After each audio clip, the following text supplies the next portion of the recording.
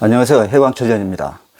오늘은 이 사주 하나를 놓고 사주를 어떻게 세밀하게 풀어가는지 글자 하나하나씩 뜯어가면서 자세하게 살펴보겠습니다. 임진년 경술월 계사일 갑인시 여성분의 사주입니다. 그러니까 1952년 임진년, 그러니까 흑룡으로 태어났습니다. 용을 상징하는 진토가 임수의 어두운 수, 그러니까 북방을 지키고 물을 다스리는 현무를 말합니다.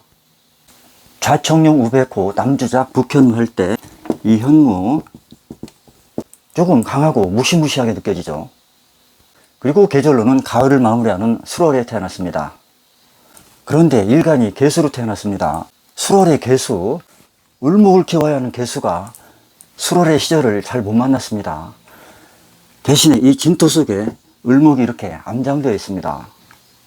어쨌든 여기서 임수의 역할은 마른 진토 땅 위에 생명수를 공급해 줍니다. 그리고 술토 속에는 신정무라는 지장간들이 들어있죠. 가을에 추수한 곡식 신금을 땅 속에 저장해 놓고 있습니다. 따라서 이 술토를 보물창고라고 합니다. 그 보물창고를 경금이라는 경찰관이 지키고 있습니다. 그러니까 임진, 경술, 굉장히 강한 괴강살이 연월에 이렇게 포진되어 있습니다. 자, 이것만 봐도 성격이 굉장히 강하겠다. 거기다가 연재 신자진 3합 기준으로 이 사화는 겁살입니다. 겁 없이 달려든다. 저돌적으로 추진합니다. 또 이 인목은 신자진의 역마가 되겠습니다. 그러니까 겁살과 역마가 인사천을 하고 있죠. 성격이 굉장히 괄괄합니다. 그런데 이 경금 경찰관은 천간에서 병화를 만나야 의젓해지는데 화기를 만나지 못하고 임수를 만났습니다. 금생수, 자기 멋대로 하려고 하는 성향이 강합니다. 그래서 경술 시기를 지나는 고등학창 시절에 공부하기 싫어서 교복을 벗어서 땅에 묻었다고 합니다. 그러니까 학교 다닐 때는 엄청난 말썽꾸러기였습니다. 그러다가 시간이 흐르면서 지지에 사화를 만납니다. 그리고 이렇게 인옷을 화국을 이루죠.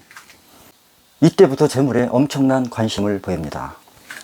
자, 이 수월에 필요한 화기, 이 화기를 사화가 술토의 화로 속에 집어넣습니다.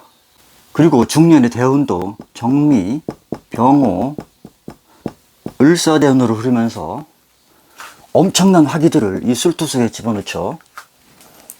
이때 엄청난 돈을 벌었다고 합니다. 손대는 일마다 전부 대박을 쳤다고 합니다. 그리고 이 술토가 상징하는 부동산에 투자해서 재물을 엄청나게 부풀렸다고 합니다. 그리고 이렇게 인목, 사화, 술토가 화국, 양의 세력을 이룹니다. 그런데 유일하게 이 진토가 홀로 음으로 되어 있죠. 술토 속에 모아진 이 화의 세력하고 진토가 진술충을 합니다. 자, 이 얘기는 양의 세력이 겁재가 차고 있는 이 비겁고를 진술충으로 통제합니다. 그런데 그 비겁고가 연지에 있습니다. 따라서 그릇이 상당히 큽니다. 자, 여기서 진술충 굉장히 중요한 작용을 합니다. 또 여기서 인목과 사화는 서로 인사천을 하죠. 인목이 사화의 화기를 증폭시켜 줍니다. 그러면 더욱 강력해진 사화가 술토 속에 들어가겠죠. 화기가 강해질수록 돈이 불어납니다. 지금 70대인 이분 이민대운을 지나고 있습니다. 자, 이렇게 인옷을 삼합을 해서 또다시 화국을 형성합니다. 그리고 임수, 겁재가 오면서 개수와 함께 세력을 형성하죠. 지금까지도 많은 사람들과 더불어서 한 달에 약 1,000만 원 이상의 수익을 올리고 있습니다. 자, 이 원국에서 일주 개수는 지지의 강력한 화기들로 인해서 증발할 위기에 있습니다. 하지만 옆에서 경금이 계속해서 물의 근원이 되어주고 있습니다. 또 개수가 상관, 간목을 보니까 언병과 재능이 출중합니다. 말도 대차게 잘하십니다. 또 여기서 보시면 수생목, 목생화, 화생토, 토생금, 금생수로 계속 오행이 끊기지 않고 순환 상생을 하죠. 일이 막힘없이 흘러갑니다. 그리고 일주 개사. 개수는 흑색이고 사화는 화려한 꽃입니다. 그러니까 흑색에 화려한 색깔을 입힌다. 화려하게 꾸미는 직업.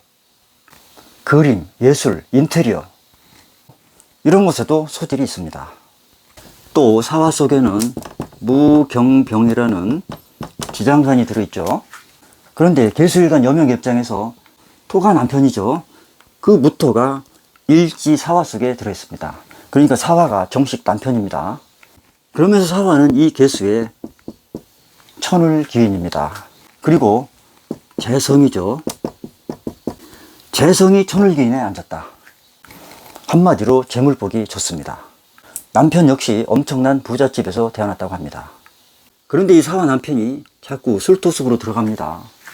술토, 네온사인이 번쩍번쩍하는 유흥주점이죠.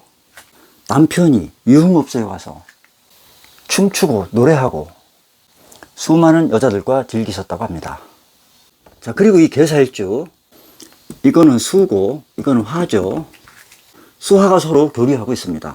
그리고 이렇게 무게합으로 일지와 자합을 하고 있습니다. 그런데 이렇게 자합으로 이루어진 일주들은 운에서 합이나 춤이 오면 배우자궁이 불안해집니다. 특히 해수운이 온다. 그러면 사해충으로 불안해지는 데다가 겁재가 와서 충을 때리니까 재물이 새 나갈 수도 있습니다. 자, 이분이 무신대운 개축년에 결혼하셨다고 합니다.